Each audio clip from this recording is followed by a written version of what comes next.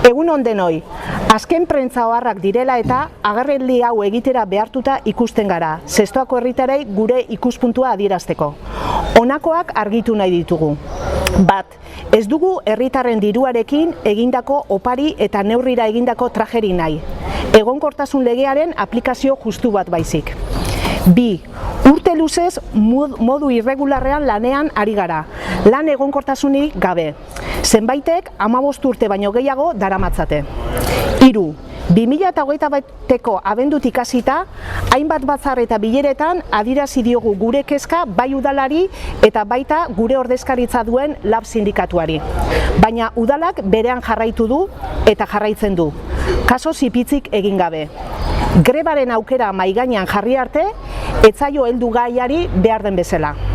Lau, udal langileen batzar bat egiteko gure nahiari uko egin diote bai udalak eta bai labek.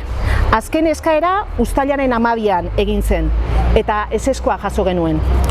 Bost, udalak langileei zuzendutako bilera informatiboa egin berri du eta ez gaituzte deitu. Zer gara, bigarren mailako langileak? 6. Hitz egin dezagun garbi. Egonkortasun lege berria ez dator administrazio publiko batean lana egin ez duten herritarrei lanpostuak eskaintzera. Ez ditzagun herritarrak engainatu. 7. Maiatzetik hasita, udalean idatziz aurkeztutako gure proposamenei ez diete erantzun formalik eman. Alegia, ez dugula idatzizko erantzunik jaso. 8. LAB sindikatuaren irizpideetan oinarritutako proposamenari ere ez zaio erantzunik eman. 9. Udalak berme juridikoak aipatzen ditu behin eta berriz. LABen eta Eusko Jaurlaritzaren irizpideak ez ote dute berme juridikorik, harritzen gaitu. 10. Ez dira aipatzen kasu, kaleratzerik egongo balitz udalak ordaindu beharko lituzkeen kalte ordainak. Arrazoi guzti hauek oinarri hartuta, grebara joatea besterik ez zaigu gelditu.